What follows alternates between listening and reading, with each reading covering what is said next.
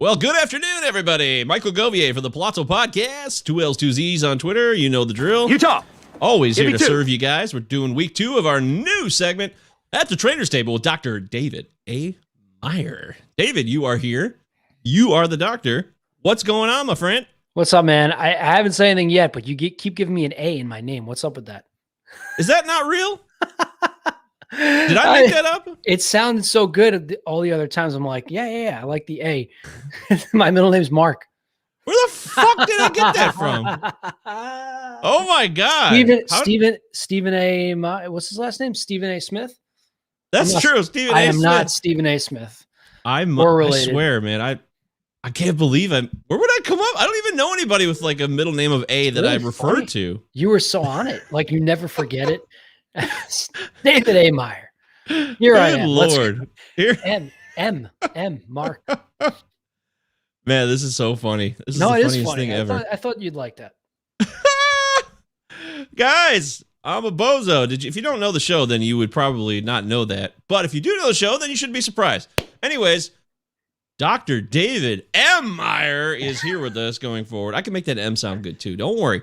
All right. And we're here to talk injuries. First, we're going to talk real quickly about the Kumar Rocker situation. It's a lot of excitement around it because the Mets have bungled it again. Good old Mets. They just don't know when to say when. Damn shame. Something was found in the MRI. Supposedly, Kumar Rocker may have an issue there, and that's what I want to focus on here. But the side story is that they couldn't agree to a deal. They going to save all this money for him to give to him, about $6 million, the slot value at the 10th overall pick. And then they lowballed him, kind of bogarted him in a way. And he's like, screw that, I'm going back to Vanderbilt for my senior year. And now the deal is dead. The deadline is passed. And he can go back to do whatever he wants. Also make money from the new name, image, and likeness rights in college sports. But what do you think possibly could have happened with this MRI? Because we don't have the official reveal based on my research. If somebody else knows, please drop it in the live chat, which you can all participate in. By the way, the live chat is right here every time.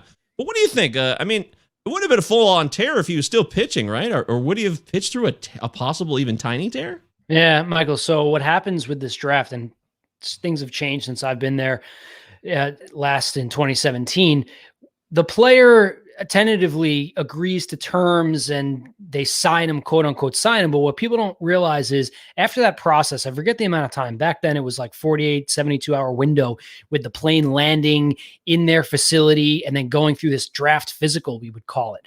And it was a really intense process. It was actually one of the most difficult parts of my job when I was the medical rehab coordinator. I would have to shuffle them around. At that time, we were just starting to do different elements of more eye exam, things like that. So everything from cardiac testing to MRIs for pitchers and so on and so forth, a lot's changed, I'm sure, for them now. But in that window, if things pop up, it creates a whole entire process of figuring out what they're going to do. Now, when you take the top drafted players, especially a pitcher, it's even more scrutinized. Sometimes they'll go to the big league ballpark and see the top doctors. And yeah, small little things can create huge stirs, and it does. And every year these things do come up, and most of the time they know what they want to do based on how they, the business, the operational side, regardless of what they find. They'll do a surgery if they need, they'll do what they need to do. In this situation, of course, totally blind. Is it a full tear if he's pitching healthy? He could have a partial tear for sure. There's no question about it. In all likelihood, it's an older injury, and they're, either like potentially using it for the for a business thing, or on the other side of it, they're worried about long-term viability of the player. It's not uncommon to see this in an elbow. It really isn't, and the MRIs are getting better and better. So yeah, like many are saying, it could be very much related to that business side, right? People are saying, I'll tell you this, you are already a wise sage. Because last week we talked about several injuries. One of them was Alex Bregman. Talked about soft tissue injuries. And what do you know? Guess who got pulled from a rehab game? Well, you got to listen, guys. I'm trying to help, and ladies, if they're out there as well in fantasy sports, which I know there are. Listen. You got to have some common sense with these things, and even in the field, we get emotional and like quad strain, tear, whatever, and we're like, "Well, he looked great today. Let's push him forward." And I'm like, you just see these things. So I'm not glad, but I listen. Yes, exactly. That's why we're doing the show, to give you guys a heads up, a little bit more time, and to make sure you understand that certain injuries are more of a problem. I mean, you guys aren't morons. You're playing fantasy sports, so you know injuries, what they are. But we're trying to give you timetables. Yeah, because it's tough. As you said before on the last show, so tough. And previously, the caginess of all the franchises is getting more and more intense in terms of not giving you all the facts and knowing when the timeline is going to lay out who will return. And of course, like we said in the show, Max Scherzer was not hurt. I made that clear on the show. It was just a quick caveat. He was definitely not hurt. He pitched one game the day before he got traded. He was fantastic. They said before that he had tricep soreness. Oh, that's just total bullshit. We know how these franchises work, don't we, David? They like to play games so they can make the most for their value. Which is the one we were talking about with the total arm kind of issues from shoulder to the hand. Who were we talking Strasburg? about? Was it? Yeah. What's going on with Strasburg right now? Oh, I don't think there's been an update. He's pretty much just kind of long term. Bye-bye. Right now, I don't. Since they're done, the season for the Nats doesn't look pretty optimistic at this time. Right. I think they'll probably just be like, well, let's shut you down for the season. We'll come back in 2022, see what we can do. But that's not official yet, so we're not going to make that assumption. But I think it's fair to say, right? I mean, yeah, it sounded very much like a thoracic outlet type of thing. Yeah, that was a great piece of analysis on your part. What do you know about teams pulling the plug at a certain point in the season? I mean, it's true, right? If you're out of it at a certain point, and you're a really valuable player like a guy who has a 9-year, $245 million contract, it's very likely they would shut him down and come back next year, right? Remember, even when I was there, they realized that I'm in the medical side. They're not going to tell me everything that's going on the operational side, so I'm left to guess a lot of times.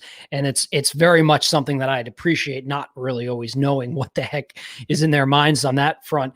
But you also have to remember the player side. The player also when you're talking about a contracted player that's been in the league, they're influencing it, in my opinion, maybe just as much as the team might be in terms of what because remember, they're really hamstringed by how they can move players around. The player can say whatever the player wants to say.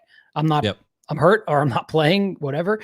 The team has to play all these rules and stuff and how the different moves work. So I think a lot of times the player, in this situation, like maybe you're alluding to, maybe Strasburg's like, yeah, okay.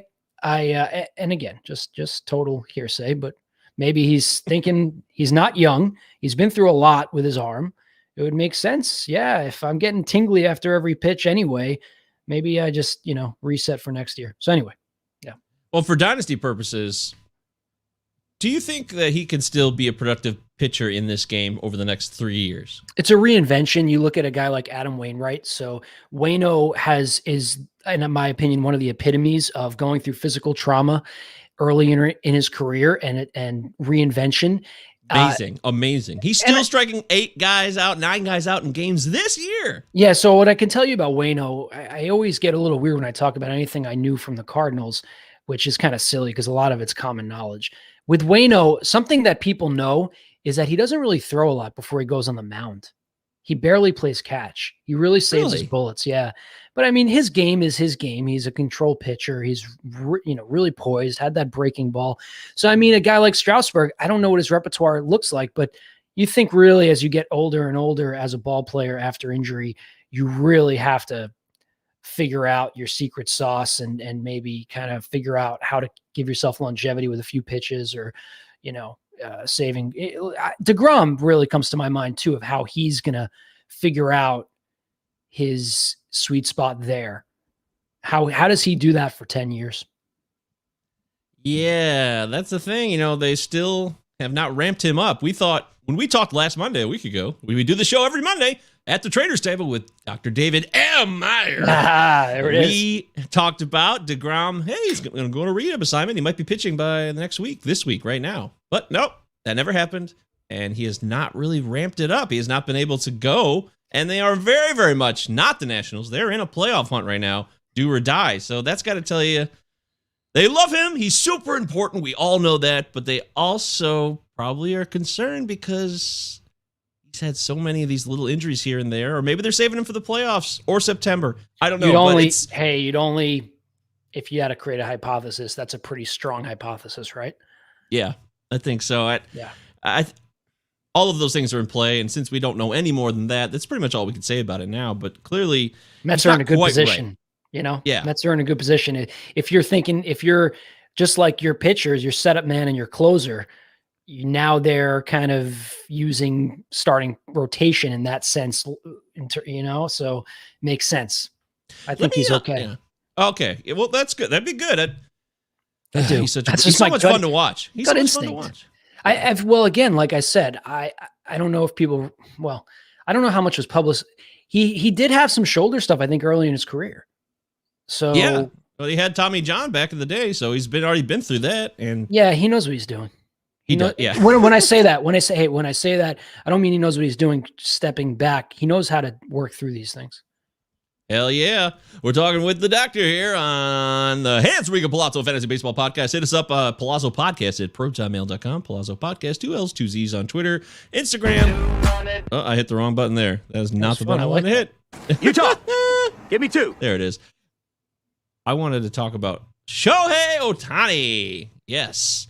So Shohei has what is described as a slight sore thumb issue here, and it's his right thumb, which is his pitching hand.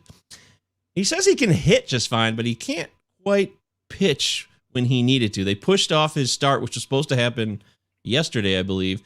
And I don't know if he's going to pitch today or not, but how could a sore thumb be easier to hit but more difficult to pitch? How could that be possible? A sore thumb. Because he swings like a hell. He swings hard, man. He crushes the ball. And he's a left-handed hitter. So if he's got a right hand, right, that's on the bottom of his hand. Yeah. You already got, throwing, he throws righty. I'm not crazy, right? Yeah. So, when you're gripping the ball, actually a thumb injury can be painful. I've experienced that myself when you could get a little soreness in that inner part of the thumb. So it's it begs the question of what the heck, why is his thumb sore? We think a lot of times with that, we see contusion, we see contact related injuries with a thumb, catchers catching the ball. I don't really know why his thumb is sore. I wonder if it was something extracurricular, something outside of the ballpark and it's just one of those weird little things. Really minor kind of stuff. That's really something that we normally never get concerned about, that type of thing. If there was a fracture, they'd quickly catch it. They'd see like a scaphoid bone. It's one of the parts of the thumb that we get super nervous about. It doesn't have a good blood supply. It's very unlikely that that's going on, because they would do their due diligence and scan the thumb. So in all likelihood, he's got a contusion of some sort or a tendonitis. The tendonitis is much less likely because that's not a pattern we see it in this sport. So I would think that in all likelihood, he banged it somehow, or, in some way, shape or form, or a ligament sprain, which again, his where he's playing and stuff, he's not sliding in the bag. He's not catching bullpens. I think he banged it, if I had to take a guess, and he's probably just healing. So a few weeks or something. Well, or less. Is this something again that goes to, we're not it could getting be, enough information? It could be. His thumb hurts. That's literally what it says. It doesn't say anything beyond that. You could put anything. This is just what it is. I wouldn't be too worried about it, though. You call it, I think if he's hitting all week, that shows you that he'll be all right. And he's hitting all week and he's not throwing. You said he's hitting and he's not throwing. He was supposed to start on the mound yesterday. They pushed it to today, but I don't know if he's pitching today either. He only pitches once a week. This last 3 weeks, he's supposed to have 2 starts. He was supposed to pitch Monday and Sunday for the last 3 weeks now. And every one of those second starts have got pushed into the Monday. So he's still, a lot of people in fantasy baseball, they want to take advantage of a guy who has 2 starts in a week to get more in the week. 2 starts is better than 1, especially Shohei Ohtani. 2 ways, give him a break.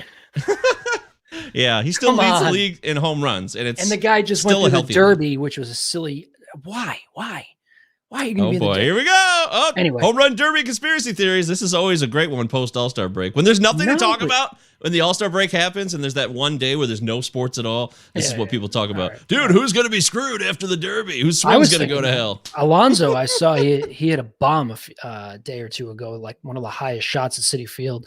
Yeah, he hasn't slowed down at all. They hasn't hurt him a bit. I think Pete Alonso is kind of, I mean, we've seen some players across the league that kind of have some of his kind of characteristics, but he's a special one. Like he's not it's not the typical type of ball player we see these days. The attitude, he's very intense. He loves the game. He really loves to play. It seems like more than the outside the field stuff. Like he really just loves being there at the plate. Like, I just think he's kind of like a one-note dude. He's a power dude. If he could hit for more average, that'd be nice. But this is not an average world anymore. People don't hit for not an average world. So it's not. All right. That's not how we do it here. I'm going on a tangent. Remember Mike Trout we talked about, and you warned us about this calf. This calf thing can get real tricky. It's never his right simple. Calf, right? That's right. He's still yet to ramp up activity. So I just want to give you credit on that because it seemed like he was running the bases and gearing up for a possible rehab assignment last week. Nope. Still not happening. And his partner, though, his pal on the Angels, Anthony Rendon, that's what I want to talk about. Now, it's a soft tissue injury with the leg. It's a hammy issue. And I guess we could basically, we could just fill in the blanks on what you said about Bregman or anybody else who's had a hamstring issue. It's just the same thing over and over again. Well, so this is what I'm going to keep it, consistent. So what happens is in baseball, we do the same thing. We get these injuries. They look better. They come in, by the way, they'll come into the training room and be like, Dave, I feel really good. No soreness. Maybe they'll say tightness, by the way. Tightness. I love the ball player coming in and say, I just feel a little tight. Tightness is usually key word for something's hurting, but the player comes in, they say they feel good. We could do all the tests, right? So we have to really break them to figure out, oh, no. Maybe he's not feeling so great, but like, are we really going to always push the player like that and impede their recovery? So a lot of times it's a little bit of what we'd call a confirmation bias, right? We want to believe the player is good. We want to believe they're healthy. We want to believe that our work works, and it's our job to get them out there. It's their job to play. So, but let's just, hamstring, quad. First of all, I don't think anyone's coming up with hamstring or quad when it's not. If they're just putting that out there for whatever stuff we talk, how are we going to group that? The BS side of it? I don't know what we want to call it. Yeah. I mean, you wouldn't want to flag yourself like that. The team wouldn't want to flag the player that's an asset like that. The sore thumb makes sense, right? That heals. So yeah, here's the saying I love. If it looks like crap, it smells like crap, it's probably crap. So like when you get the hamstrings like this one, again, you got to be very concerned, especially at this point in the year. I mean, you're going to rush up. I don't know what the Angels are looking like, but they're a 500 team. They've know they're not in it. They're just kind of, especially with Trout out, there's no need to rush it back. Or Rendon. Shohei Ohtani is the big star of the show. Yeah. And their pitching sucks. You still have Dylan Bundy on their starting staff, so that's just how it goes. Chris Sale threw 5 innings in his latest rehab start with 81 pitches at AAA now. He's moved up to the AAA level. Yeah, we were one run, 1 walk, 7 Ks. I think we're about to see the legend of Chris Sale return. Yeah, we're seeing a beautiful trend with Chris. You keep on talking about him and seeing that positive trajectory. We talk about 15 pitches increasing per outing or so. I think you said he was at 60, 65 the last time, something like that. Yeah, I think so. So we're seeing 69. So we're seeing a really nice increase each outing. And I was just making the point, the thing we always would say with players, the year coming back after a surgery or injury is just a contribution year. You're not looking for max performance. You're looking for just, the ability to be healthy and put in the innings, things like that. So it's all exciting, but again, he has to be tested at that highest level. So AAA, that's some really good stuff though. So people should be getting their transaction ideas going. We're talking with Dr. David M. Meyer here on the Enrico Palazzo Fantasy Baseball Podcast. We do this every Monday. It's at the Trainer's Table. It's a quick half-hour look at injuries around the league as you all set your lineups for the coming week. Y'all. I just said y'all. I was in Georgia for 3 days. And I said y'all. What am I doing? No, it's because you got a podcast and you're trying to be national, man. I do the same thing. My nephew said y'all so many times it freaked me out. I just wasn't used to it. I'm like, wow, he really is a Georgian. I mean, he's 9 years old now. He's been a Georgian for 9 years. So happy birthday, Nick. Hope you had a fun weekend out there happy in Georgia. Birthday, Nick. Look at that. How about that's high praise.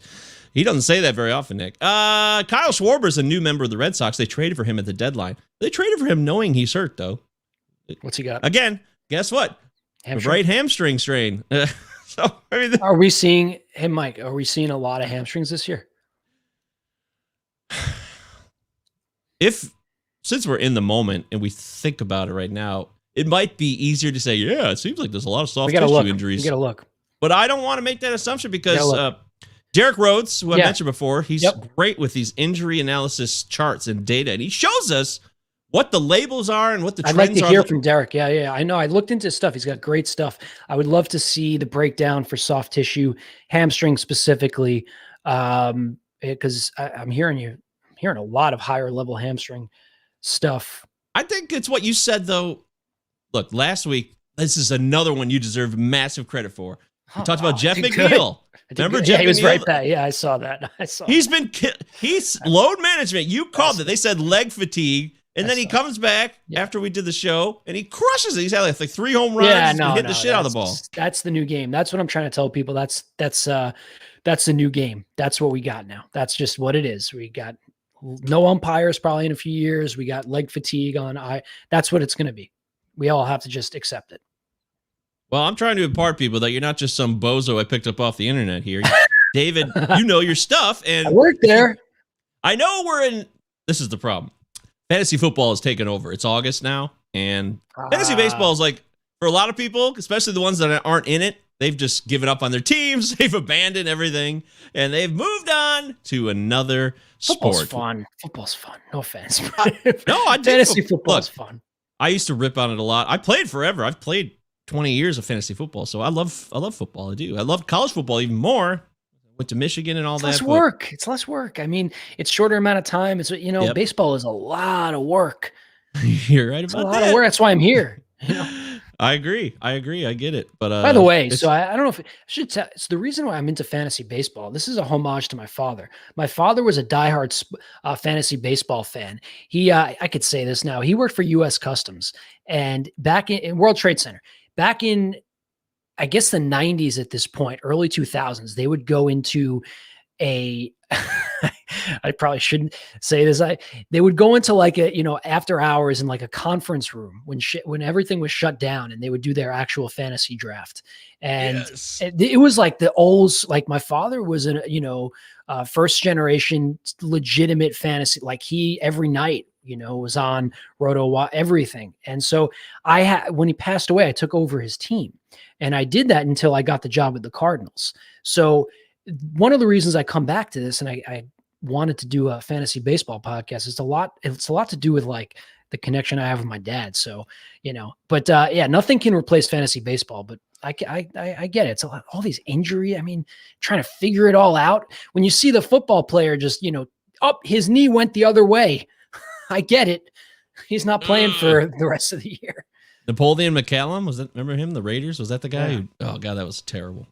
Fantasy baseball. Everyone references Theismann, but I think Napoleon McCallum deserves his day in the sun for the awfulness. All right, let me give you 3 quick rapid fires. We'll get out of here. We'll hit the road. I want to know Luke Voigt of the Yankees. He's got left knee inflammation. He's supposed to begin a rehab assignment Tuesday, according to GM Brian Cashman. He's had obliques, but he's also had knee injuries several times over and over again. And he's a big dude. He's thick. He's stocky, and he's a powerhouse. He's a Paul Bunyan big dude. He's not as tall, though. That's the thing. He's kind of like 6 foot, 250. I'll tell everybody this. I know Luke decently because he was a Cardinal. Luke has an amazing character, amazing level of character. He's born and bred St. Louis native, loves the game, loves to play, plays hard. He had a quick upward trajectory in this game when he came to the Yankees. He had quick success. He had a lot of load under him. It had to have been a tough period for him through the pandemic, cooling down when he was so hot. So I think he's got a little bit of a year where he's probably kind of just getting back to normal. So give the guy a little chance. I don't know exactly what's going on in terms of the knee inflammation and stuff. He definitely saw a big upward tick in how much time he was out there to, through COVID with that. So I wouldn't be surprised if he's just kind of tweaking his program, his workout program, that kind of thing. I would not be concerned long-term with a guy like Luke. He's going to work through whatever he's got, and he's going to do it great, and he's going to be okay. But maybe a month or I wouldn't get rid of a Luke Voigt so quickly. That guy can hit the ball, and he's going to get back to doing it soon. Great insight. That's fantastic. Russell Withers, friend of ours, Armchair Roto, says, no reward in fantasy football for the daily grind. Head-to-head playoff loss bullshit. Yeah, that happens. Yeah, I hear you. But that's so great that Luke Voigt is a guy who had 22 home runs in 60 games last year. It was nuts. It was so nuts. You're right. So to realize that you're so hot and so high, and then you come back down. Give him a chance. Give him a chance. That's why we talked to you. That's fantastic. That's so good. Nick Castellanos is trying to do batting practice. He had a wrist microfracture, right wrist. He's a right-handed hitter. They're saying he might be activated tomorrow. Wrist microfracture. Yeah. So he has arthritis in his wrist already. He's got cartilage issues. Clearly, they would do microfracture for cartilage issues. I don't know the part of the wrist and stuff, but that's that could be involved. That can be involved. Really? So could this linger rest of season possibly? Yeah, it depends on how much he wants to work through pain, but if he has cartilage issues in his wrist, that's a very, very difficult thing for a hitter to have.